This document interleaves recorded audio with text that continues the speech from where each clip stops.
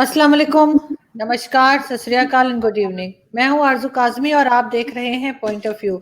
आज हमारे साथ जी हमारे दोस्त सुमीत पीर साहब हैं और आप सब उनको जानते हैं, इंडियन टीवी पे भी आते रहते हैं, पॉलिटिकल एनालिस्ट हैं। बहुत शुक्रिया सर कि आपने आज ज्वाइन किया। Thank you ma'am, thank you very much for the invitation. Thank you sir. हम आज आपसे जरा ये समझने की कोशिश करेंगे कि इंडिया पाकिस्तान में बातचीत होने जा रही है। प्राइम मिनिस्टर नरेंद्र मोदी ने इमरान खान साहब को जब कोरोना हुआ था तो लेटर लिखा, उनकी खैरियत पूछी और साथ ही इमरान खान साहब ने भी उसका रिप्लाई किया है। इस चीज को आप कैसे देखते हैं, क्योंकि भारत की तरफ से कहा गया कि पाकिस्तान को टेररिज्म रोकना होगा, पाकिस्तान की तरफ से कहा गया कि भारत को कश्मीर इशू को सॉल्व करना होगा। तो आप क्या समझ रहे हैं कि ये कुछ आगे बढ़ती हुई गाड़ी नजर आ रही है या वही चीजें दोबारा रिपीट हो रही हैं? देखिए आरजू जी, पहले सबसे पहले बात तो ये है कि इमरान खान साहब को जब कोरोना हुआ था तो मैंने भी ट्वीट किया था, I also wished him speedy recovery. देखिए, बीमारी का कोई रिलीजन, धर्म, मजहब, ईमान नहीं होता है। सबसे पहले जो भी बीमार हो वो भगवान करे जल्द से जल्द ठीक हो। हम तो वैसे ही कहते हैं सर्वे संतु निरामया, let the world be disease free. तो with those best wishes for the speedy recovery. जो मोदी साहब ने चिट्ठी लिखी थी आदरणीय प्रधानमंत्री जी ने, वो पाकिस्तान डे के उपलक्ष्य में चिट्ठी लिखी थी उनको। तो उन्होंने कहा कि भाई देखिए, लॉन्ग लास्टिंग पीस के लिए टेररिज्म को खत्म करना और एक ट्रस्ट बनाना जो ट्रस्ट डेफिसिट है, वो एक अच्छी चीज रहेगी। तो उसके रिस्पॉन्स में नियाजी साहब ने लेटर लिखा, बोले ठीक है जी, हम ये चाहते हैं, पर एक कश्मीर का जो मसला है वो भी एक सेंटर पॉइंट होना चाहिए, एक रिजल्ट ओरिएंटेड डिस्कशन या डायलॉग होना चाहिए। अगर मैं भी आसपास की सिचुएशन देखूं आरजू जी, सबसे पहले 1 महीने से करीब सीज फायर इम्प्लीमेंटेड है। अब 1 महीने से थोड़ा सा ज्यादा हो गया, मतलब टचवुड, मतलब 30-32 दिन हो गए सीज फायर इम्प्लीमेंटेड है। अभी हम ये देख रहे हैं कि लास्ट ईयर भी प्रधानमंत्री जी ने ये चिट्ठी लिखी थी, पर लास्ट ईयर पाकिस्तान की ओर से कोई जवाब नहीं आया था। अब की बार एक बहुत जल्दी अगले ही दिन एक जवाब आ जाता है, कहते हैं जी हम ये करने को तैयार हैं। और आज तो ये भी इंटरनेट पे काफी शोर शराबा था कि वो जो इंडिया से कॉटन का इंपोर्ट और जो शुगर केन का इंपोर्ट था वो खोल दिया गया है। आपके जो दाऊद साहब है उन्होंने ट्वीट भी किया था, और जो नए फाइनेंस मिनिस्टर अजहर साहब, उन्होंने एश्योरेंस भी दी थी वहां की बिजनेस कम्युनिटी को, इंडियन कॉटन और शुगर जो है आना शुरू कर देंगे। तो मैं ये 2 इंपॉर्टेंट चीजें को मानता हूँ, एक तो सीज फायर का होना और इसका 30-40 दिन तक बरकरार रहना, और अब ये जो बिजनेस बंद हो गया था 370 हटने के बाद, इसको वापस खोलना, थोड़ा एक बहुत ये चिट्ठियों का आना जाना, एक थोड़ा बहुत डिप्लोमेटिक चैनल, एक थोड़ी बहुत बातचीत, कहीं ना कहीं एक मैं बोलूंगा points of engagements, touch points बने जो पहले बिल्कुल बंद हो गए थे। तो इसका मत पीछे बाजवा साहब का भी स्टेटमेंट आया था कि जी let's bury the past and let's start talking for long term sustainable peace, and ये बहुत जरूरी है साउथ एशिया के लिए। अगर इन सब चीजों को कॉन्सेप्चुअली मैं देखूं, मतलब जो जैसे दिखती हो अगर ये वैसी है, तो मैं ये मानूंगा कि कुछ टच पॉइंट्स पे हमने इधर उधर, बाजवा साहब का स्टेटमेंट आया, फिर मोदी जी की लेटर आती है, नियाजी साहब जवाब देते हैं, सीज फायर हो रहा, आज ट्रेड को खोलने की बातें हो रही है। तो 3-4 पॉजिटिव डेवलपमेंट्स इस नजर में होती आ रही है। पर अगर आपको यही याद हो अर्जुन जी, आपके साथ ही डिस्कशन हुआ था पीछे जब चाइना एलएसी पे था, तब 4645 सीज फायर वायलेशन भी हुई, जो अब तक की हाईएस्ट है, क्योंकि इससे पहले जो हाईएस्ट थी करीब 500 थी। 500 से 4645 को देखें तो करीब 10 गुना ज्यादा है। तो अब एकदम ये जो मतलब यू टर्न सा मैं मानूंगा आ रहा है। अब ये क्यों आ रहा है, इसके पीछे मंशा क्या है, इसके पीछे कारण क्या है, इसके पीछे प्रवृत्ति क्या है, इसको समझना पड़ेगा। On the face of it मैं कहूँगा डेवलपमेंट ठीक है, पॉजिटिव है। अगर ये चलती रहे, चीजें आगे बढ़ती रहे, देखिए फैसला क्या होगा वो डिस्कशन पे डिपेंड करता है। पर अगर डिस्कशन होने का माहौल बने, अगर बैठ के बात हो, तो कुछ ना कुछ विकल्प, कुछ आगे पीछे निकलने की संभावना तो बनती है। अगर बातचीत का माहौल हो, अगर ये सीज फायर बना रहे, ट्रेड खुल जाए, ये जो नॉन स्टेट एक्टर्स आपके हैं इन पे पाबंदी लगाई जाए, और अगर पाकिस्तान का इंटेंशन रियली अब की बार नहीं जी बात करनी है, पीस को मौका देना है। देखिए पहली बार भी 3 साल तक मुशर्रफ साहब के टाइम पे सीज फायर बहुत माना गया था, कोई वायलेशन नहीं हुआ था। फिर उसके बाद ये बढ़ता गया और पीछे मतलब करीब 2 महीने पहले तो ये पीक पे था। तो हम यही मानेंगे कि अगर on the face of it लिया जाए पॉजिटिव डेवलपमेंट है, बट अब डिपेंड करेगा कि मंशा क्या है, क्योंकि आपके यहाँ देखिए 2 पावर सेंटर होते हैं, एक तो एडमिनिस्ट्रेशन होती है, एक आर्मी होती है। अब एडमिनिस्ट्रेशन और आर्मी, या नियाजी साहब और बाजवा साहब are on the same page, वो चाहते क्या है, मंशा क्या है, कुछ इकोनॉमिक कंडीशंस भी पाकिस्तान की भी अच्छी नहीं है। तो इन सबको देखते हुए क्या चाहते हैं, और आप मतलब देखिए, बुरा मानने वाली बात नहीं, आपके यहाँ तो बहुत सारा चाइना का इन्फ्लुएंस है। तो अब चाइना की क्या मंशा है, वो चाइनीज क्या चाहते हैं, वहां से कुछ प्रेशर ना पड़े। अगर बातचीत होती है, अगर पीस टॉक्स होते हैं, और ये देखिए ये जो बॉर्डर पे जो टेंशंस होती है, देखिए लोग कोई भी मरे, यहाँ से मरे वहां से मरे, इंसानी जान है। अगर ये अवॉइड हो सके और कुछ बातचीत बैठने का माहौल बने, अब मैं ये नहीं बोल सकता आरजू जी की बातचीत का आउटकम क्या होगा, मैं इस परिस्थिति में नहीं हूँ। हाँ, अगर बातचीत होगी, ठीक है जी, हम कर रहे हैं। और ये इसमें एक और मैं पॉजिटिव मान लूंगा कि 370 हटने के बाद आपने बोला था जी हमने ट्रेड वर्ड सब बंद कर दिया, अब आप ट्रेड खोल रहे हैं, सीज फायर की बात करें, बातचीत की बात करें, तो मैं ये मानूंगा कि कहीं ना कहीं हमने 2-3 कदम एक पॉजिटिव दिशा में आगे बढ़ाए हैं। अब इसका आउटकम क्या होगा वो डिपेंड करेगा अगले जियोपॉलिटिकल सिचुएशन पे। अब चाइना का इसमें क्या रोल है मुझे नहीं पता। आर्मी और पॉलिटिकल पार्टीज ऑफ पाकिस्तान या नियाजी साहब and mister Bajwa are on the same page, I don't know. अगर वो है तो एक अच्छी डेवलपमेंट है। आपकी डोमेस्टिक पॉलिटिक्स में भी ये पीडीए वगैरह को लेके काफी तनाव है, काफी प्रेशर है पाकिस्तान पे। उनके बिजनेसमैन का भी देखा होगा आपने, पीछे वीडियोस आए थे बिजनेसमैनों की, भाई हम पाकिस्तान छोड़ के जाएंगे, ऐसी परिस्थिति रही। पीछे नो कॉन्फिडेंस मोशन आया, पर उसको लास्ट मोमेंट पर रोका गया कि भाई ये तो हमारी मॉरल विक्ट्री, हमें लाना नहीं है। चलिए अच्छी बात है, अगर ये सब चीजें हो, अगर पीस और तरक्की की बात हो, ये दोनों कंट्रीज के लिए अच्छी बात है, हम तो इसका सपोर्ट करेंगे, we are all for peace, but it will entirely depend on the intentions and the power play which is always works in the back doors which we can't see। आपको मेरे लिए उस पर कमेंट करना थोड़ा मुश्किल रहेगा कि आखिरकार जो पीछे फोर्सेस है वो चाहते क्या है। हम तो शुरू से कह रहे हैं कि भाई हाँ, अगर ये टेररिज्म रुक जाए, तो मोदी जी का शुरू से स्टैंड है, तो बातचीत हो सकती है। बातचीत का आउटकम क्या होगा नहीं होगा वो कहना मेरे लिए मुश्किल है। हाँ, बातचीत हो सकती है, आप मिलिए हमसे, हम आपसे मिले, गिले शिकवे जो आप अपनी बात रखें हम अपनी बात रखें, बाकी तो मतलब कहते हैं ना, अल्लाह मालिक है, भगवान मालिक है, जो होना होगा वही होता है जी। नहीं, आप बिल्कुल ठीक कह रहे हैं, लेकिन आपने ये भी सही कहा कि हमारी एस्टेब्लिशमेंट जब तक एग्री ना हो इस चीज़ के ऊपर, तो गवर्नमेंट भी जो है वो नहीं कर पाती। और इस वक्त यही लग रहा है कि दोनों, चाहे वो आर्मी हो, एस्टेब्लिशमेंट हो या गवर्नमेंट हो, सब एक साथ चाह रहे हैं कि भारत के साथ टर्म्स अच्छे हो जाएं। लेकिन साथ ही ये बात भी हो रही है सुमित जी, के कहा जाता है कि जी बैकडोर डिप्लोमेसी चल रही है, और इस वजह से इस तरह के लेटर्स जो है एक्सचेंज हुए, वरना हम देख चुके हैं कि किस तरह की लैंग्वेज एक दूसरे के लिए इस्तेमाल की जाती रही है पहले। और साथ ही क्या आप समझते हैं कि इसी तरह का एक बैकडोर डिप्लोमेसी जो है वो कश्मीर के लिए भी चल रही है, या आपको लगता है कि नहीं, वहां तक बात नहीं जाएगी?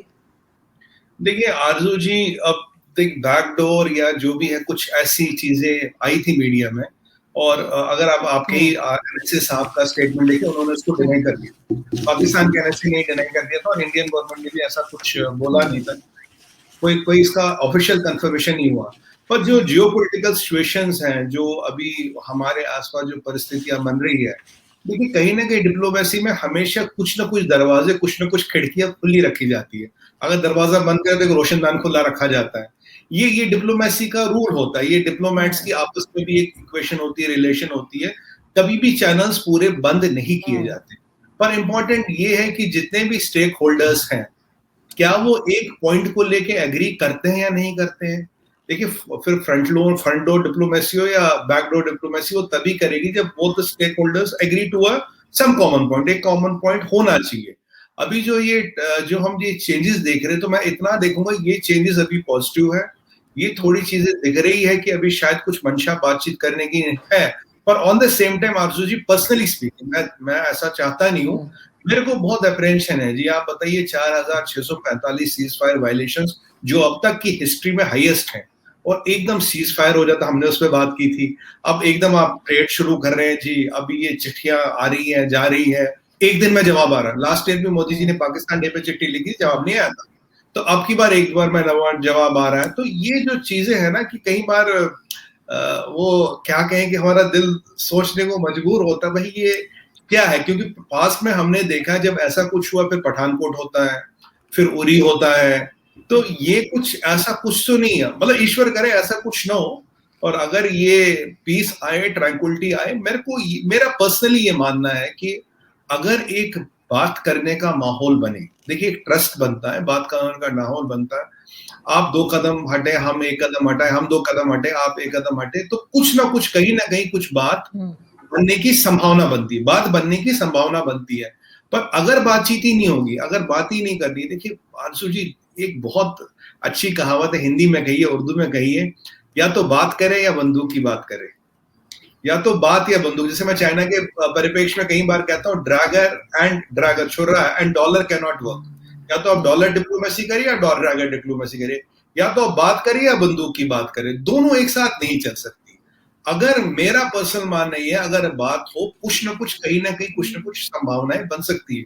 देखिए अभी अगर आप पाकिस्तान की इकोनॉमी की भी बात करें, आपको पता ही कंडीशन क्या है, किसी से छुपा नहीं है। अभी तो पाकिस्तान को आने वाले 30 से 50 साल मैडम कंट्री को बनाना है, डिप्लोमेसी मतलब डेमोक्रेसी को बनाना, इकोनॉमी को बनाना। जो छोटे छोटे बच्चे पाकिस्तान है, उनका फ्यूचर का सवाल है, उनकी नेक्स्ट जनरेशन का सवाल है। इन सब चीजों को देखते हुए अगर पीस रहे, बातचीत चलते रहे, आउटकम कुछ होगा और कब होगा वो तो खैर जो बड़े लोग बात करेंगे वही डिसाइड करेंगे, आप और मैं तो करेंगे नहीं। तो बट ये है कि हाँ, अगर हम इस चीजों से हट जाएं, भाई यहाँ क्या हो रहा, वहां क्या हो रहा, और हम ये जो चाइना जैसे लोग हैं, अगर इनका इन्फ्लुएंस भी हटता है और पाकिस्तान की आर्मी ये रियलाइज करे, भाई चाइना वाइना के चक्कर में पड़ के कुछ मिलना है नहीं, चाइना को तो खुद यहाँ से कुछ नहीं मिला, तो उनके चक्कर में पड़ के कुछ मिलना नहीं है। अगर ये चीजें हैं, देखिए आखिरकार अभी जो पाकिस्तान को जो अभी रिलीफ मिला, IMF से मिला है, राइट, अभी पीछे 2-3 दिन पहले की बात, हमारा नेशनल टीम पे डिबेट था, मैं भी था उसमें, तो ये रिवॉल्व मिल रहा है। पर आप देखिए अभी जो परिस्थिति इकोनॉमी की है, क्या आपको नहीं लगता इस इकोनॉमी की परिस्थिति को देखते हुए, अपने फ्यूचर जनरेशंस को देखते हुए, peace is the only option? Peace को मेंटेन करना चाहिए, और ये बॉर्डर पे जितने भी ये होते हैं जी, ये धमाके वहां इनको रोको। अभी धमाके छोड़ो, डेवलपमेंट की बात करो। अभी बंदूक छोड़ो, बात करो। बंदूक और बात एक साथ तो चल नहीं सकती। अब बंदूक का जवाब तो गोली का जवाब गोली से होता, बात का जवाब बात से होता है। ये तो जाहिर सी मतलब बात है, इसमें मैं क्या कहूँ। पर यही एक बहुत इंपॉर्टेंट चीज होगी। क्या मेरे को अभी एक अप्रेंशन है मैडम, कि पाकिस्तान की आर्मी और पाकिस्तान की जो पॉलिटिकल सिस्टम है, क्या ये सिंक में है इस चीज को लेके? कई बार क्या होता है कि आपके पॉलिटिकल सिस्टम की मर्जी कुछ होती है, आर्मी कुछ और करती है। कई बार होता है, क्योंकि कई बार देखा पीछे ऐसी कई सारी इंस्टेंसेस आए हैं। अब की बार ये क्या है क्या नहीं है, थोड़ा बहुत सिग्नल तो पॉजिटिव लग रहे हैं, हवा पॉजिटिव है, बाकी देखिए। नहीं, आप बिल्कुल ठीक कह रहे हैं कि डेवलपमेंट पे काम होना चाहिए, और इस तरह के जो आपस में टेंशन है वो खत्म होनी चाहिए। ये तो मैं पहले दिन से कहती हूँ, जब से मीडिया में बात होती है, चाहे सोशल मीडिया हो चाहे इलेक्ट्रॉनिक मीडिया हो, मैंने हमेशा यही बात की है कि पीस होना चाहिए दोनों कंट्रीज में, क्योंकि जो आम सिटीजन है वो सफर करते हैं। ये जो पॉलिटिकल आपको पता है डेवलपमेंट्स होती हैं, या इन लोगों की अपनी ईगोज होती हैं, जो पॉलिटिकल लीडर्स होते हैं उनकी वजह से आम जो लोग हैं वो बहुत सफर करते हैं। आपने जैसे बात की कि लास्ट ईयर नरेंद्र मोदी जी ने लेटर लिखा था और यहाँ से जवाब नहीं किया, तो यहाँ से ये भी सुनने में बहुत बार आया है कि इमरान खान साहब जो हमारे प्राइम मिनिस्टर हैं वो कॉल करते रहे हैं और मोदी जी ने फोन नहीं सुना। तो वो इस तरह की चीजें तो होती रहती हैं, लेकिन साथ ही सुमित जी, एक बहुत बड़ा ग्रुप आपके यहाँ भी है, मौजूद है, और हमारे यहाँ भी पाकिस्तान में भी हैं बहुत से ऐसे लोग हैं जो नहीं चाहते कि ये पीस प्रोसेस आगे बढ़े और दोनों कंट्रीज में जो है वो टेंशन खत्म हो। यहाँ से भी वो मुख्तलिफ लोग, आप ट्विटर पे भी देख सकते हैं कि वो ताने मारते हैं गवर्नमेंट को कि जी पहले तो कह रहे थे कि 370 जो है उसको दोबारा लगाए बगैर जो है, या कश्मीर इशू के बगैर बात नहीं करेंगे, अब ये ट्रेड भी खोल रहे हैं, सब कुछ कर रहे हैं। और इसी तरह के कुछ लोग यकीनन भारत में भी होंगे जिन्हें ये चीज पसंद नहीं आएगी कि पाकिस्तान के साथ टर्म्स ठीक हो। ऐसे लोग आपको सोशल मीडिया पे, यूट्यूब पे, आपके इलेक्ट्रॉनिक मीडिया पे और बाहर भी मिलेंगे। आपके ख्याल से इन लोगों को हैंडल करने का क्या तरीका होना चाहिए? क्योंकि उनकी तो दुकान बंद हो जाएगी ना, उनकी दुकान चलती ही नफरत के ऊपर है, उनकी दुकान चलती ही इस चीज के ऊपर है कि आप हमारे लिए जहर बोलें और हम आपके लिए जहर बोलें। अगर ये चीज बंद हो जाएगी कहीं जाके तो उनकी दुकान तो बंद। तो ऐसे लोगों के लिए आप क्या कहेंगे कि कैसे हैंडल करना चाहिए? देखिए आरजू जी, सबसे पहले कोई भी जो गवर्नमेंट है, ठीक है, आप भी डेमोक्रेसी है, पाकिस्तान भी डेमोक्रेसी है, इंडिया भी है, चलिए अब लेवल पे नहीं जाते, अभी वो मुद्दा नहीं है। पर डेमोक्रेसी में अगर मैं इलेक्टेड प्राइम मिनिस्टर हूँ या मैं लीडर हूँ, मैं नियाजी साहब की जगह हूँ, मोदी जी की जगह हूँ, तो मेरा सबसे पहला कर्तव्य मेरी जो जनता है उनकी भलाई कैसे हो। सबसे पहला जो मेरा फर्ज है, जो मुझे जिसके लिए मैंने ओथ लिया है, that is development of people. मैं उनको एक फ्यूचर को, जो उनको एक मुस्तकबिल जिसे उर्दू में कहते हैं, am I able to give them a secure future. जो मेरी अब जो इतना सा बच्चा है अभी 6 साल का, उसके बाद जब वो अभी 18 साल का होगा, 12 साल बाद, तो मैं इतनी चेंजेस ला पा रहा हूँ कि उसको मैं एक काम दे सकूं। मैं उसके लिए जो एक छोटी सी बच्ची भी स्कूल जा रही, उसको मैं उसकी एजुकेशन के लिए मैं आगे क्या कर रहा हूँ। उसकी कल को शादी होती है, उसके लिए एक इकोनॉमी में इतना दम है क्या कि उसको एक सेटलमेंट हो, शादी हो, परिवार चले, डेवलपमेंट हो। अगर हम अपना ये सब चीजों को अगर हम मद्देनजर देखते हुए, नजर रखते हुए अगर हम डिसीजन ले, तो मुझे उम्मीद है एक सकारात्मक, एक पॉजिटिव डिसीजन आएगा। पर अगर हम रेटोरिक को लेके, अगर हम जज्बात को लेके, अगर हम हिस्ट्री को लेके, अगर हम ईगो को लेके डिसीजन ले, देखिए सच्चाई तो ये भी है कि आपके एक बहुत बड़ा इदारा है, नाम नहीं लूंगा, कि उनकी भी तो दुकान इसी पे चलती है, आप भी जानते हैं। तो अब दुकान चलाने वाले बहुत लोग हैं। अब वो लोग तो $30 बिलियन का बिजनेस भी करते हैं, 10% ऑफ जीडीपी कंट्रोल करते हैं, 54 का टैक्स नहीं देते। तो अब लोग दोनों तरफ से, पर अभी जो बहुत बड़ा मसला आरजू जी, वो है जनता का। 22 करोड़ जनता है, कितने बच्चे हैं, कितने नौजवान हैं, उनका फ्यूचर का क्या होगा। देखिए ये जो 370 वगैरह है, इस पे बातचीत होती रहेगी। ये मसले, देखिए कश्मीर तो 70 साल से सॉल्व हुआ नहीं। आप क्या उम्मीद करते कि हमने ट्रेड बंद कर दिया 1 साल में सॉल्व हो जाएगा? नहीं होगा। ये चलता रहेगा, बात चलती रहेगी, कभी ना कभी हो सकता कुछ ना कुछ कहीं बात बन जाए। बट मुझे बताइए, क्या इस पे डेवलपमेंट को रोका जाए? क्या इस पे एक बच्चे के मुस्तकबिल जो फ्यूचर है उस पे हम कॉम्प्रोमाइज करें? क्या इस चीज पे हम ट्रेड बंद करें? क्या इस चीज में हम अपनी, जो आपको इंडियन रॉ मटेरियल चाहिए, हमें आपसे कुछ चाहिए, ठीक है जी, हम अपनी इंडस्ट्री को खराब करें, हम अनएम्प्लॉयमेंट बढ़ाएं, हम अपना फॉरेन एक्सचेंज रिजर्व खराब करें, क्या करें? अब एक और बात आरजू जी, जो मुद्दे की बात है, क्या ये सब करके, चलिए जी मैं कर लेता हूँ, मैं पॉलिटिशियन में कर लेता हूँ, ये करके क्या कश्मीर मिल जाएगा? 370 हटेगा? नहीं हटेगा। पहले ये कहते हैं इधर और वाली डिप्लोमेसी आप हटाइए। ये जो आपको डेवलपमेंट जहां फायदा हो रहा जी, ये बॉर्डर पे जो हमारे नौजवान मरते, इसको रोकिए आप। जो ट्रेड है वो जो सब कुछ हो सकता है वो करिए। हाँ जी, ये मसला हमारा रहता है, इस पे बात होती रहेगी। मुझे बताइए, सबसे बड़ा दायित्व क्या है आपका? सबसे बड़ी रेस्पॉन्सिबिलिटी क्या है आपकी? डेवलपमेंट ही है ना, फ्यूचर है ना अपनी जनरेशन को। अगर आप नियाजी साहब आज चुन के आए हैं, आपको इतनी बड़ी मेजोरिटी मिली, किस लिए मिली? अपने लोगों ने एक चेंज देखा, एक चेंज की, आपने एक नए पाकिस्तान की बात की, तो आपकी जिम्मेदारी पहले वो है, वो आपका मैनिफेस्टो, आपका मैंडेट है नया पाकिस्तान, उसको लाइए। बाकी ये मसले जितने भी ये चलते रहेंगे, कौन से कल खत्म हो जाने।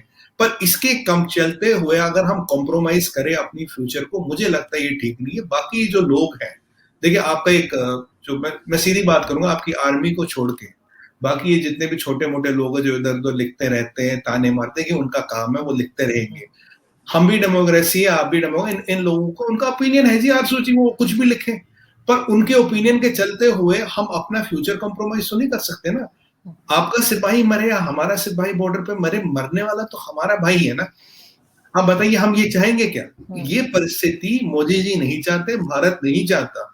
एज सनातनी हम ये परिस्थिति कभी नहीं चाहेंगे। बट हाँ, अगर एक मजबूरी होती है कि जी वहां से फायर आया तो हमें भी जवाब देना पड़ेगा, ये परिस्थिति अवॉइड हो, सबसे अच्छी बात हो। बाकी इन लोगों पे हमें ध्यान न दें, इनका काम है कहना डेमोक्रेसी जी, आप कुछ भी कह सकते हो। अब आरजू जी आप ये शो कर रहे हैं, आपको कोई रोक थोड़ी ना सकता। मैं आपके शो पे तो मुझे कोई थोड़ी ना कोई रोक सकता है। तो हम अपना एक पॉइंट ऑफ व्यू रखते, तो उनका एक पॉइंट ऑफ व्यू है, ताने मारना, ये करना, वो करना। पर उन लोगों को भी ये समझना चाहिए आरजू जी, क्या वो पीस को डिस्टेबलाइज कर रहे हैं? क्या वो अपनी फ्यूचर जनरेशन के साथ कंप्रोमाइज कर रहे हैं? क्या ये सब करके कश्मीर मिल जाएगा? क्या ये सब करके 370 हट जाएगा? हटा लिया आपने, मुझे बताइए इंडस्ट्री को बंद करके किसका फायदा होता है? मुझे बताइए, इंडस्ट्री बंद करके बेरोजगारी बढ़ा के किसका फायदा होता है? आपको मैं मतलब लाना नहीं चाहता, आपको पता है कि 70% वीट और दाल तो इंपोर्ट कर रहे हैं, 400% का इन्फ्लेशन है। तो इसमें पहले हम इससे लड़े, पहले हम गरीबी से लड़े, पहले हम बहबूदी से लड़े, या पहले वहां जाके लड़े जी? क्या मतलब है इस चीज का? आपकी राजनीतिक दुकान और जो रोटियां हैं, वो मैं मानता हूं कश्मीर के मसले पे काफी लोग की चलती हैं, पर मैडम ये अब चीजें बदल रही है। मैं आपको हमेशा एक ही चीज बोलता हूँ मैडम आरजू जी, अब जियो पॉलिटिक्स जितनी तेजी से बदल रही है ना, कोई बड़ी बात नहीं है आरजू जी। 10 साल बाद शायद जो जिन मुद्दों पे आज हम बात करते हैं मुद्दे ही ना रहे। अब देखिए दुनिया में कितने बदल गए। इकोनॉमी को अगर आप देखिए, आज जीडीपी कहाँ पहुंच गया? 16 ट्रिलियन का तो हमने जीडीपी लूज किया मैडम। हमारे 20 लाख लोग मर गए दुनिया में। इतने कंट्रीज इफेक्टेड है। आप देखिए जो चाइना के साथ डिकपलिंग हो रही है आजकल दुनिया में। अब कल चाइना ने तो कैनेडियन को बोल दिया रनिंग डॉग ऑफ, कनाडा को बोल दिया running dog of USA, Australia को बोलते कि हमारे जूते पे लंगी हुई चिंगम। अब ये जो कॉर्ड का बनना, बहुत सी चीजें बदल रही हैं। और पाकिस्तान भी अब भी डेमोक्रेसी है, उनको देखना पड़ेगा भाई हम कहाँ अलाइन हो। देखिए अगर आप डेमोक्रेसी, आरजू जी मैं डायरेक्ट बात एक बोलता हूँ, डेमोक्रेसी चलती है कैपिटलिज्म पे, और जो ऑटोक्रेसीज हैं वो चलती सोशलिज्म पे, जैसे चाइना। अगर आप और हम डेमोक्रेसी है तो जो इकोनॉमी है उसको हम नजरअंदाज नहीं कर पाएंगे, चाहे कुछ भी करे इकोनॉमी नजरअंदाज नहीं हो सकती। अगर हम इकोनॉमी नजरअंदाज करते हैं तो फिर डेमोक्रेसी इज नॉट सस्टेनेबल, फिर तो हमें कम्युनिज्म पे जाना चाहिए। आप कम्युनिज्म पे जाना नहीं चाहते, हम कम्युनिज्म पे जाना नहीं चाहते, वो सस्टेनेबल है नहीं। तो इकोनॉमी और डेवलपमेंट को कभी भी दरकिनार करके कोई भी डिसीजन नहीं लेना चाहिए। People's development is utmost priority now. बिल्कुल आप ठीक कह रहे हैं, इकोनॉमी को दोनों कंट्रीज को देखना होगा, क्योंकि पाकिस्तान की इकोनॉमी वीक है मैं मानती हूँ, लेकिन भारत की भी बहुत अच्छी नहीं जा रही। तो उनके पॉपुलेशन के हिसाब से आपके यहाँ भी काम की जरूरत है, और अगर ये पीस प्रोसेस आगे बढ़ता है तो आई होप कि दोनों जगह पे कुछ ना कुछ बेहतरी आएगी।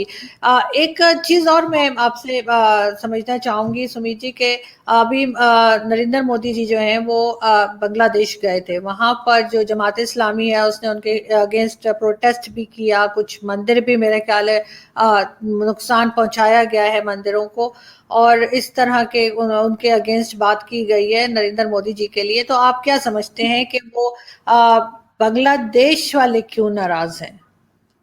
देखिए आरजू जी दो जवाब दूंगा, पहले आपने इकोनॉमी की बात की उस पे और फिर बांग्लादेश पे। चलिए बांग्लादेश से शुरू करते हैं। देखिए बांग्लादेश जो है, बांग्लादेश का लिबरेशन में इंडिया का बहुत बड़ा रोल रहा है। ये तो देखिए कोई छुपी बात नहीं, जग जाहिर सी बात है। अभी 50वीं उसकी सिल्वर जुबली थी और शेख मुजीबुर रहमान साहब का 100th एनिवर्सरी पे दोनों एक साथ थे, तो मोदी जी को एज गेस्ट ऑफ ऑनर बुलाया गया।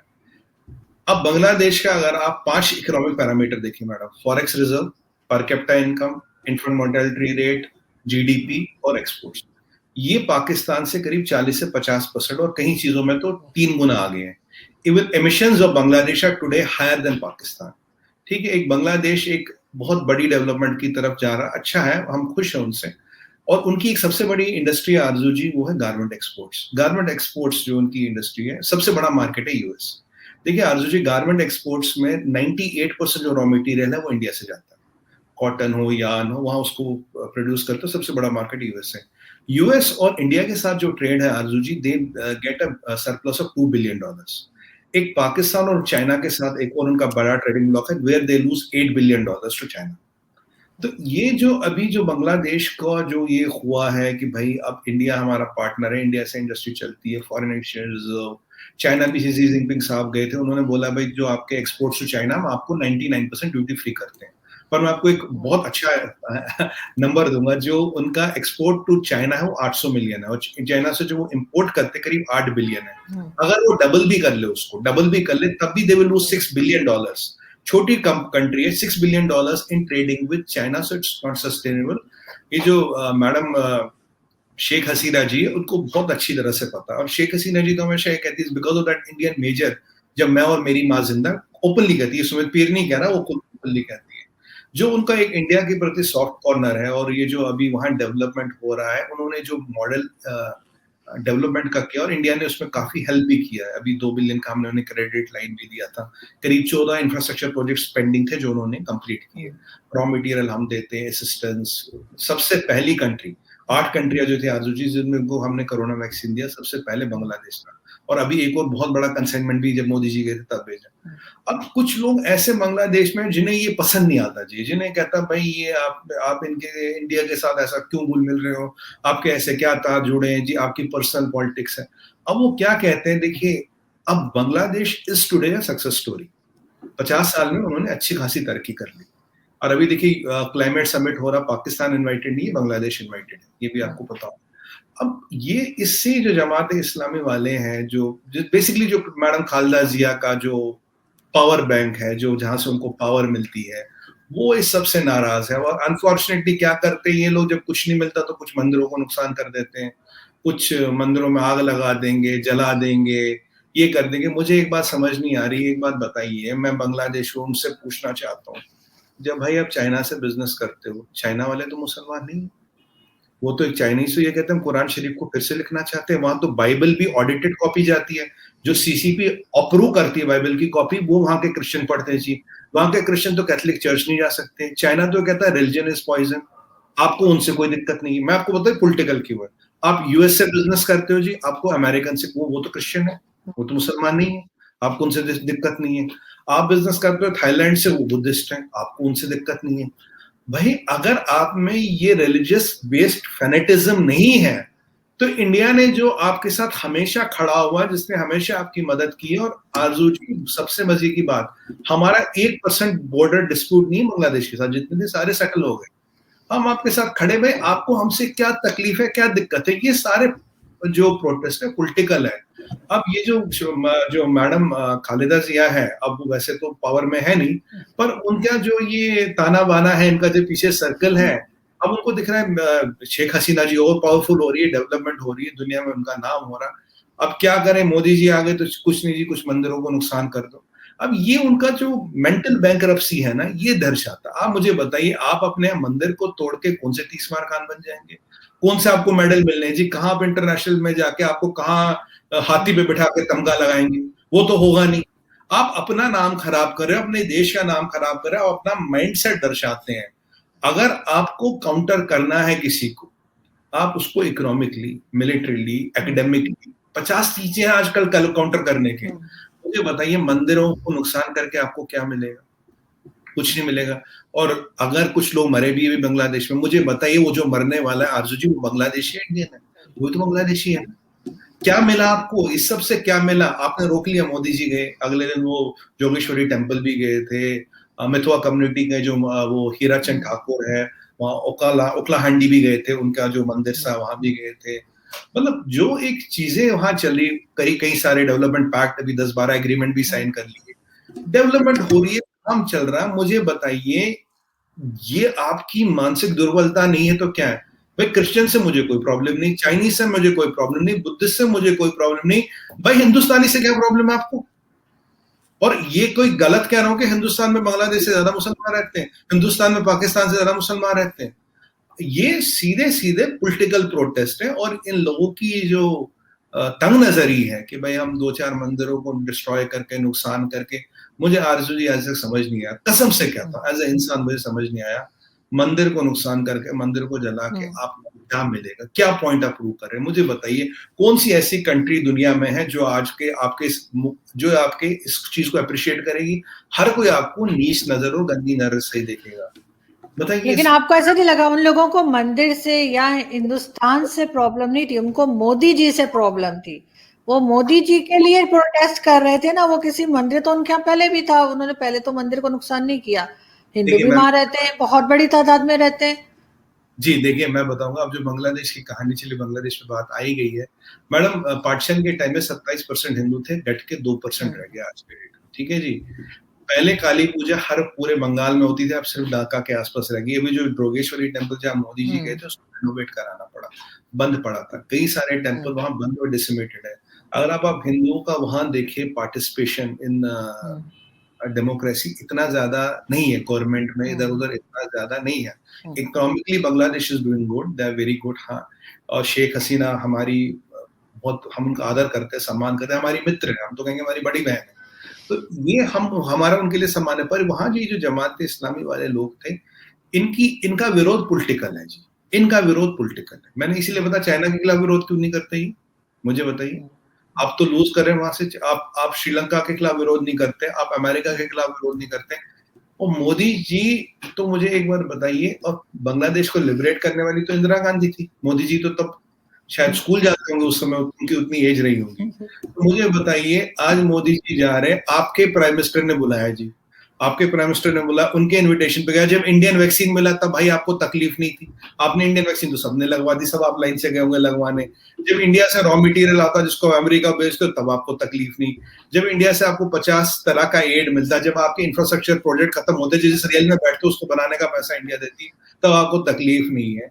मुझे बताइए, मोदी जी तो इंडिया को रिप्रेजेंट करते हैं ना, पहले एक टाइम में इंदिरा गांधी जी थी, आज मोदी जी है, कल को कोई और हो सकते हैं। तो ये जो मोदी विरोध है, ये पॉलिटिकल विरोध है, ये मोदी का विरोध नहीं है। ये आपका विरोध है शेख हसीना का। आपको लग रहा है शेख हसीना जी पावरफुल हो रही है, इंटरनेशनल आइकन बन रही है, उनका वर्चस्व जो है, स्टैचर जो है बढ़ रहा है। अब इसको कैसे रोका जाए? अब कुछ नहीं मिला तो जी मोदी जी के तो ये मंदिर जला दो। मुझे बताइए, ये जो वहां मंदिरों को डिसमेट करने की प्रोसेस हुई थी, काफी सारे मंदिर बंद थे, ये क्यों हो रही?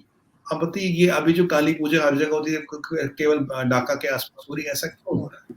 क्या मिलता है आपको ये सब करके? आप मतलब, अब मुझे एक चीज इनकी मेंटेलिटी समझ नहीं आती, दुनिया के किस कंट्री में, कौन से सेक्टर में, कौन सी जगह पे, कौन से जंगल पे, कौन से पहाड़ के इनके नाम के बोर्ड लग रहे जी, बहुत बड़े हीरो हैं, बहुत बड़ा काम कर दिया इन्होंने। दुनिया आपके इस काम को what you call does not appreciate. दुनिया आपकी निंदा करती है, दुनिया आपके बुरा भला कहती है, बुरी नजर से देखती है। अगर आपको विरोध करना है तो पॉलिटिकल विरोध करिए ना। अगर आपको विरोध करना है तो आप बोलिए जी, हम आप इशू बेस्ड विरोध करिए जी, इंडिया ने हमारा ये इशू किया, हम ये प्रपोज करते हैं। हम इंडिया से इतना बिजनेस न करें, मुझे यूएसए से करते हैं। हम इंडिया से नहीं करेंगे जी, हम यूके से करेंगे, रशिया से करेंगे। तो जो एक अपोजिशन का जो इशू बेस्ड विरोध होता है वो करिए। आप एक मुद्दा उठाइए, 3 मुद्दे आइडेंटिफाई कीजिए, बोले जी इंडिया ने हमें ये दिया, ये दिया, ये दिया, रशिया में ये दे सकता, ये दे सकता, ये दे सकता, हम रशिया से बात करेंगे। बट आप मुझे बताइए, ये आरजू जी कहाँ की अकल है? मोदी जी गए, आपने मंदिर जलाने शुरू कर दिए। आप आपके कुछ 8-10 लोग भी मर गए बांग्लादेश में, मरने वाले भी बांग्लादेशी। आप अपनी पुलिस पे पत्थर लगा रहे हो, अपनी पुलिस पे बम चला रहे हो। मोदी जी तो निकल गए, तो आप क्यों लड़ रहे हो आपस में? आप बताइए, आप क्यों लड़ रहे हैं? आपके प्राइम मिनिस्टर ने बुलाया, आपका फायदा हो रहा है। तो ये आप लेकिन ये चीज सर, ये चीज आप लोगों को भी देखने की जरूरत है। सिर्फ इसलिए कि मोदी जी आपके प्राइम मिनिस्टर हैं और आप उन्हें फेवर करते हैं, आप उन्हें फॉलो करते हैं, लेकिन आपको ये चीज बहुत देखनी पड़ेगी, बहुत अच्छे से चेक करना पड़ेगा कि आखिर क्यों ये सब कुछ हुआ बांग्लादेश में, ताकि नेक्स्ट टाइम ना हो। अगर उन्हें कोई शिकायत है तो उस शिकायत को दूर किया जाए, उस चीज को चेक किया जाए। सिर्फ ये कह देने से कि नहीं वो गलत किया उन्होंने और उन्हें नहीं करना चाहिए था, कोई सॉलिड रीजन होता है तभी लोग ऐसे बाहर निकलते हैं ना। अगर कोई भी रीजन है तो वो आपकी कंट्री को, आपकी गवर्नमेंट को चेक करना चाहिए ताकि नेक्स्ट टाइम ना हो। जी, मैं जवाब दूंगा आरजू जी इसका। देखिए, मैं तो आपके सवाल में ही मेरा जवाब था। मैंने तो पहले बोला, आप 3 पॉइंट बताइए जहां आपको तकलीफ है। 5 पॉइंट बताइए, लिस्ट दीजिए भाई, आपने ये हमारे साथ बुरा किया, आपको ये नहीं करना चाहिए था। बुरा तो कुछ के ने, आप जाके पत्थर लगाओ अपनी पुलिस पे, हम उसमें क्या करें? आपके प्राइम मिनिस्टर ने हमारे प्राइम मिनिस्टर को बुलाया, ठीक है जी, बिना इन्विटेशन के तो कोई जानता नहीं। वैक्सीन हमने आपको दी, पैसे हमने दिए, रॉ मटेरियल आप दे रहे, सब हम दे रहे हैं। मैं वही कह रहा हूँ, हमेशा हर अपोजिशन को अगर इशू बेस्ड विरोध हो, इशू बेस्ड विरोध, जैसे कि जी ये 5 पॉइंट है, हमें इस पे इंडिया से तकलीफ है, हम, और आपको अगर तकलीफ है तो अपने प्राइम मिनिस्टर से करिए ना। आपके प्राइम मिनिस्टर के इनविटेशन पे तो हम गए ना मैडम, हमने तो वहां पैराशूट लगा के तो छलांग लगाई नहीं कि जहाज हमारा गया था, पैराशूट लगाया और छलांग लगाई, ऐसा तो था नहीं। एक पूर्व नियोजित कार्यक्रम था, इनविटेशन पे गए, आपने बुलाया। अगर आपकी शिकायत है तो मैडम शेख हसीना से, अगर हमसे कोई शिकायत है तो आप एक प्रेस कॉन्फ्रेंस कीजिए। देखिए सभ्य तरीका क्या है, सभ्य तरीका मीडिया पे आइए, प्रेस कॉन्फ्रेंस कीजिए, 5 पॉइंट हाईलाइट कीजिए, इंटरनेशनल फोरम्स पे उठाइए अगर आपको कोई शिकायत है। मुझे बताइए, एक बांग्लादेशी दूसरे बांग्लादेशी पे पत्थर मार रहा, तो उससे मतलब इससे कोई आपकी बात सुनी जाएगी? मुझे आरजू जी आप बताइए, कौन सी 5 मुद्दे, चलिए मैं आपसे पूछता हूँ, कौन से ऐसे 5 मुद्दे जिससे बांग्लादेश को तकलीफ है? मुझे तो नहीं जी पता। अगर आप मुझे बता दें कोई ऐसे 5 मुद्दे हो जहां बांग्लादेश की जनता को लगे भाई इंडिया ने हम पे बहुत जुल्म किया है, ये नहीं करना चाहिए, लिबरेट करने वाले हम, खड़े करने वाले हम, साथ देने वाले हम, हर तरह पिछले 50 साल से हम आपके साथ खड़े हैं, ठीक है जी। हमने कहीं कुछ 1-2 कंटेंशियस इश्यूज भी है पर हमने वो कभी उठाए नहीं। आज भी आपने हमें बुलाया, आपके इनविटेशन पे हम गए, हमने आपको एड भी दिया, हम आपके साथ ट्रेड भी करते हैं, हम सब कुछ करते हैं, मतलब हम तो आपको अपना छोटा भाई मानते हैं, और शेख हसीना जी को तो बड़ी बहन मानते हैं, हम तो उनको वैसा आदर मानते हैं। तो अगर ये आपके प्राइम मिनिस्टर को हम अपनी बड़ी बहन मानते हैं, आपके देशवासियों को अपना छोटा, मैं कई बार खुद बांग्लादेश जा चुका हूँ, बहुत बार जा चुका हूँ। तो अगर ऐसी जो हमारी, जो आपकी तरह जो हमारा आदर सम्मान है, अगर आपको कोई इश्यू है बयान कीजिए, प्रेस कॉन्फ्रेंस कीजिए, इंटरनेशनल मीडिया पे रखिए, कुछ तो पता तो लगे ना कि जिला क्या है। भाई आपको मोदी जी की अब शक्ल पसंद नहीं है, या आपको ये लग रहा है जी ये इंडियन यहाँ पे आ रहे हैं, ये मैं सीधे बोलूंगा, अगर आपको लग रहा है कि ये एक हिंदू प्राइम मिनिस्टर हमारे 50वीं सेलिब्रेशन पे आ रहा है, शेख हसीना जी ने उनको चीफ गेस्ट बनाया, तो आपका गुस्सा तो शेख हसीना जी से है, तो आपको मोदी जी इसमें क्या करें? मुझे बताइए, कल को आप आपके पास ऑप्शन था, व्लादिमीर पुतिन को बुलाते, इमरान खान नियाजी को बुलाते, वो तो खैर नहीं होता, या किसी और को बुलाते। बुलाया तो आपने जी, गेस्ट को आपने चूज किया, आपके इनविटेशन पे हम गए जी, हम थोड़ी ना खुद गए हैं। तो अगर आपको गुस्सा है, गिला है, शिकवा अपने गवर्नमेंट से कीजिए। ये इसमें मोदी जी का क्या रोल है? अगर आपको मोदी जी से परेशानी थी, बोरिस जॉनसन को बुलाते, जो बाइडेन को बुलाते, किसी और को बुलाते। सीधी सी बात है, हम खुद तो गए, बैठ तो है। बिल्कुल नहीं, आप बिल्कुल ठीक कह रहे हैं, लेकिन फिर भी आपको, मुझे तो खैर रीजंस नहीं पता ऑब्वियसली, लेकिन फिर भी कोई ना कोई रीजन होगा जो आप लोगों को चेक करना चाहिए और उसके बाद देखना चाहिए कि क्या हमसे पूछे। यही आप उनसे कहें कि भाई हमें लिस्ट दो कि किस चीज के लिए नाराज हैं, किस लिए एक दूसरे को मार रहे हैं। जाहिर है बांग्लादेशी एक दूसरे को मार रहे हैं, वो तो यहाँ भी होता है, आपको पता है कि वो जब शाहीन बाग या कोई इस तरह के प्रोटेस्ट आपके यहाँ चल रहे थे, तो भारत के लोग भारत के आपस में ही लड़ रहे थे और नुकसान हो रहा था। इसी तरह पाकिस्तान में भी जब कुछ इस तरह की कोई सिचुएशन होती है तो पाकिस्तानी आपस में ही लड़ रहे होते हैं, और अगर कोई प्रोटेस्ट होता है तो अपनी ही लोगों की गाड़ियां और शॉप्स जला रहे होते हैं। तो वो चीज तो है बिल्कुल जी। देखिए, मैं ये मान लो आजू जी, देखिए जो दो तरह का प्रोटेस्ट होता है, एक होता है जेन्युइन प्रोटेस्ट, आपको किसी वाकई नाराजगी है, दिक्कत है, प्रोटेस्ट कीजिए, डेमोक्रेसी में करना भी चाहिए, अच्छी बात। दूसरा होता है पॉलिटिकल प्रोटेस्ट। आपकी बांग्लादेश में एक ही तकलीफ है, मैं आपको रिटन में दे रहा हूँ आरजू जी, आप इंटरनेट देखिए, आप इतने बड़े जर्नलिस्ट हैं, जाके आप रिसर्च कीजिए, आपको 5 पॉइंट नहीं मिलेंगे। इसलिए तो मैंने आपको ना दिल खोल के पूछा 5 पॉइंट, मुझे पता 5 पॉइंट है ही नहीं, क्योंकि मैं इकोनॉमिक उठाऊं, सोशल उठाऊं, मेडिकल उठाऊं, रॉ मटेरियल उठाऊं, ट्रेड उठाऊं, कोई भी पैरामीटर उठाऊं, बांग्लादेश को भारत से कोई तकलीफ नहीं। अभी तो मैत्री सेतु खोला हमने त्रिपुरा में, त्रिपुरा से चिटागोंग पोर्ट अब 80 किलोमीटर दूर है, पूरे नॉर्थ ईस्ट का मार्केट हमने उनके लिए खोल दिया। और नॉर्थ ईस्ट वालों के लिए चिटागोंग के इंटरनेशनल पोर्ट है 80 किलोमीटर दूर, वहां से बैम्बू फिशरीज या जो भी है वो जा सकती है। दिन ब दिन ये डेवलपमेंट और कॉपरेशन वाले एजेंडा तो चल रहे हैं, पर एक बात आप ही ने बहुत अच्छी बोली, ये जमात इस्लामी वालों को ही तकलीफ है। उन्हें क्यों तकलीफ है? वो रिलीजियस बेस्ड ऑर्गेनाइजेशन, उन्हें क्यों तकलीफ है? उन्हें शेख हसीना जी से तकलीफ है। उन्हें क्यों तकलीफ है जी? डेवलपमेंट हो रहा, भारत के साथ ट्रेड बढ़ा, उससे तकलीफ है। अगर आप उनकी ये व्यक्तिगत परेशानी, उनकी पॉलिटिकल परेशानी, ये प्रोटेस्ट पॉलिटिकल है। अगर ये लॉजिकल होते तो आपको मेरे को कि बच्चे को पता होते कारण क्या है, जब कारण है ही नहीं। ये पॉलिटिकल प्रोटेस्ट है, जैसे शाहीन बाग है, ये सब पॉलिटिकल प्रोटेस्ट है। बाहर से पैसा आता, लोग निकलते हैं। अगर मुझे बताइए आतु जी, अगर शाहीन बाग जेन्युइन प्रोटेस्ट होता तो भारत में 10,000 शाहीन बाग होते, एक शाहीन बाग क्यों होता? 10,000 शाहीन बाग होते ना, तो नहीं थे, क्योंकि वहां एक पैसा आ रहा था, काम हो रहा था, तो उन्होंने ये प्रोटेस्ट किया। अब बांग्लादेश में वही है कि भाई अब मोदी जी आ रहे हैं, अब देखिए मोदी जी आ रहे हैं तो उन्हें जमात इस्लाम वालियों को भी अपनी मतलब एग्जिस्टेंस तो दिखानी है ना, मौका एक बार मिलता है। तो उन्होंने शेख हसीना जी को बताया कोई बात नहीं, आप बुलाइए, हम भी कुछ ना कुछ धमाका करेंगे। पर मुझे जो इसमें सबसे बुरी बात लगती है, लोगों को मार मरा के, अपने लोग मर के, एक दूसरे को मार के, एक दूसरे की प्रॉपर्टी जला के, एक कोई पुलिस वाला मरे या कोई प्रोटेस्टर मरे, मुझे बताइए इसमें मिलता क्या है? कौन सी चीज बदलती है? कोई नहीं बदलती जी। क्या क्या आप सही कह रहे हैं, इसमें कुछ नहीं मिलता इसमें। और ये चीज बहुत अफसोस होता है देखकर, और कहीं भी नहीं होना चाहिए, ना भारत में, ना पाकिस्तान में, और ना ही बांग्लादेश में, ना ही दुनिया में कहीं और। बिल्कुल। लेकिन हम इस नोट के साथ यहाँ पे क्लोजिंग करते हैं कि आई होप कि जो पाकिस्तान और भारत ने बातचीत शुरू की है वो एक अच्छे तरीके से आगे बढ़े। और वही जो मैं कहती हूँ कि बहुत से लोग ऐसे हैं जो हमारी तरफ भी हैं और आपकी साइड पे भी हैं और सोशल मीडिया पर भी हैं और यूट्यूब पर भी हैं और इलेक्ट्रॉनिक मीडिया पे और हर जगह बाहर आपको हर जगह मिलेंगे, जो चाहेंगे कि ऐसा ना हो। लेकिन जो मेजॉरिटी लोग हैं वो ये चाहेंगे कि पीस प्रोसेस आगे बढ़े, ताकि वो भी सुकून का सांस लें और ये टेंशन ना रहे कि जी बॉर्डर पे ये हो रहा है और पाकिस्तान ने ये कह दिया और भारत ने वो कह दिया। उसके बजाय एक अच्छे पड़ोसियों की तरह हम रहें। ये चीज कुछ अरसे के लिए सही, लेकिन चले तो सही। बहुत शुक्रिया कि आपने ज्वाइन किया। जी जी जी। जी एक लास्ट स्टेटमेंट बोलूंगा, देखिए कहीं भी इंटेंशन इज पैरामाउंट।